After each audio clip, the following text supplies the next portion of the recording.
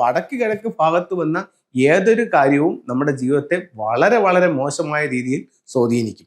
നല്ലതാണെങ്കിൽ വളരെ നല്ല ഗുണങ്ങൾ തരികയും ചെയ്യും. വടക്കിഴക്ക് ഭാഗം വൃത്തിയായി സൂക്ഷിക്കുക. ഇവിടെ ഭാരം വയ്ക്കാനോ മറയ്ക്കാനോ മറ്റ് നിർമ്മിതികൾ, മരങ്ങൾ ഒന്നും തന്നെ പാടില്ല. എപ്പോഴും വൃത്തിയായി സൂക്ഷിക്കാം. കന്നിമൂലയെ പറ്റി എല്ലാവർക്കും ഒരു ധാരണയും ഒരു പേടിയുമുണ്ട്. അപ്പൊ അതുകൊണ്ട് ഭൂരിഭാഗം ആൾക്കാരും കന്നിമൂലയെ വേണ്ട രീതിയിൽ പരിഗണിക്കുന്നുണ്ട്. പക്ഷേ കന്നിമൂലയ്ക്ക് കൊടുക്കുന്ന ആ ഒരു പരിഗണന വടക്ക് കിഴക്കെന്ന് പറയുന്ന ഈശാന കോണിന് കൊടുക്കുന്നില്ല. നിങ്ങളൊരു കാര്യം മനസ്സിലാക്കേണ്ടതെന്ന് പറഞ്ഞു കഴിഞ്ഞാൽ, ഒരുപക്ഷെ കന്നിമൂലയേക്കാൾ പ്രാധാന്യമുള്ള വീടിന്റെ ഏറ്റവും പ്രധാനപ്പെട്ട ദിക്കെന്ന് പറയുന്നത് വടക്ക് കിഴക്കെന്ന് പറയുന്ന ഈശാന കോണാണ്. അപ്പൊ എന്തുകൊണ്ടെന്ന് വെച്ച് കഴിഞ്ഞാൽ, നമ്മുടെ വാസ്തുവിൽ പറയുന്നുണ്ട് എല്ലാ വീട്ടിലും ഒരു വാസ്തുപുരുഷൻ ഉണ്ടെന്ന് പറയുന്നുണ്ട്. ഒരു വീട്ടിൽ വാസ്തുപുരുഷൻ ആ ഒരു വസ്തുവിൽ കിടക്കുന്നതെന്ന് പറഞ്ഞു കഴിഞ്ഞാൽ വടക്ക് കിഴക്കെന്ന് പറയുന്ന ഈശാന കോണിൽ ശിരസ് വെച്ച് സൗത്ത് വെസ്റ്റ് എന്ന് പറയുന്ന കന്നിമൂലയിൽ പാദം വെച്ചിട്ടാണ് വാസ്തുപുരുഷൻ കിടക്കുന്നത്.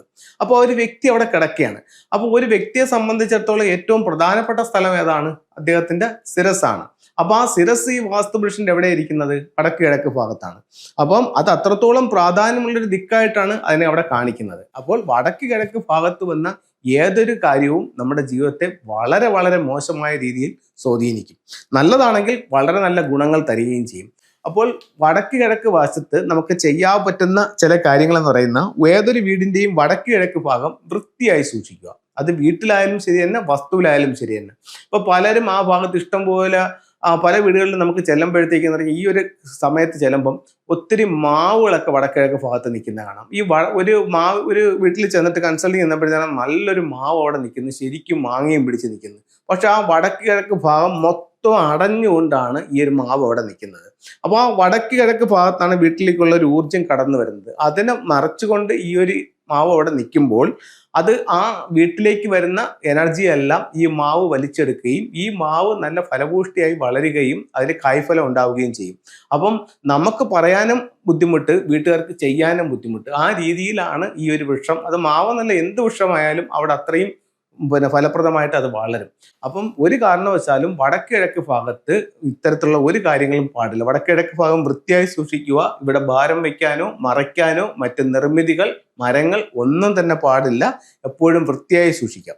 അവിടെ നിങ്ങൾക്ക് ചെയ്യാവുന്ന കാര്യങ്ങൾ എന്ന് പറയുന്നത്, അവിടെ ഒരു വാട്ടർ ബോഡി വെക്കാം, ഒരു സ്വിമ്മിംഗ് പൂൾ വെക്കാം. അതുപോലെ തന്നെ നമുക്ക് അവിടെ എന്ത് ചെയ്യാൻ പറ്റും? കിണർ വെക്കാം, സമ്പ് വെക്കാം, ബോർവെല്ല് വെക്കാം. അപ്പോൾ ഇത്തരം കാര്യങ്ങൾ അവിടെ വയ്ക്കാം. പിന്നെ നമുക്ക് അവിടെ ചെയ്യാൻ പറ്റുന്ന മറ്റൊരു കാര്യം എന്ന് പറഞ്ഞാൽ, വീട്ടിലേക്ക് കടന്നു വരാവുന്ന പ്രധാന ഗേറ്റ് വടക്ക് കിഴക്കിന്റെ വടക്കിലോ കിഴക്ക് ഭാഗത്തോ വയ്ക്കാം.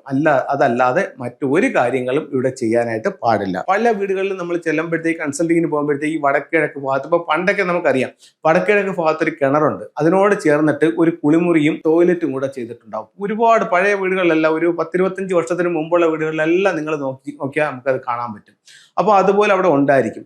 അത് അവരെ പല രീതിയിലും സാരമായി ബാധിച്ചിട്ടുണ്ട്. ആ ഒരു ടോയ്ലറ്റും ആ ഒരു ബാത്റൂം കൂടെ പൊളിച്ചു കളഞ്ഞാൽ തന്നെ ഒരുപാട് വ്യത്യാസങ്ങൾ ഉള്ള വീടുകളുണ്ട്, ഉണ്ടായിട്ടുള്ള വീടുകളുണ്ട്. എനിക്കത് നേരിട്ട് അനുഭവമുള്ള വീടുകളുണ്ട്. അപ്പോൾ വടക്കിഴക്ക് ഭാഗത്ത് ഇത്തരത്തിലുള്ള ഒരു നിർമ്മിതികളും ചെയ്യാൻ പാടില്ല.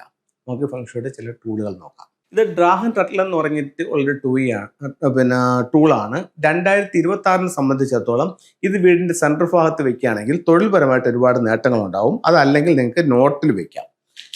അതുപോലെ തന്നെ പഠിക്കുന്ന കുട്ടികളുടെ വീട്ടിൽ ഇത്തരത്തിലുള്ള ഒരു സ്റ്റാച്യു വാങ്ങിച്ചിട്ട് അവരുടെ കുട്ടികളുടെ ബെഡ്റൂമിന്റെ വെളിയിൽ വെക്കുന്നത് ഡ്രാഗൺ ഗേറ്റ് എന്നാണ് ഇതിന്റെ പേര്. ഇത് ഓരോ തവണ റൂമിൽ കയറുമ്പോഴും ഇറങ്ങുമ്പോഴും ഇവർക്ക് ഒത്തിരി വിജയങ്ങൾക്ക് സാധ്യത ഇതുകൊണ്ട് കൊടുക്കുമെന്നാണ് പറയുന്നത്.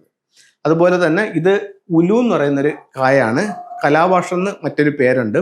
ഇത് നമുക്ക് കിടക്കുന്ന ബെഡിന്റെ സമീപത്ത് ഇടുന്നത് പെട്ടെന്ന് ഹെൽത്ത് മെച്ചപ്പെടാൻ നല്ലതായിട്ട് ചൈനീസ് വാസ്തുകലയായ ഫെങ് ഷുയിൽ പറയുന്നുണ്ട്. അപ്പോൾ എല്ലാവർക്കും എല്ലാ ഐശ്വര്യങ്ങളും ഉണ്ടാവട്ടെ എന്ന് പ്രാർത്ഥിച്ചുകൊണ്ട് നിർത്തുന്നു.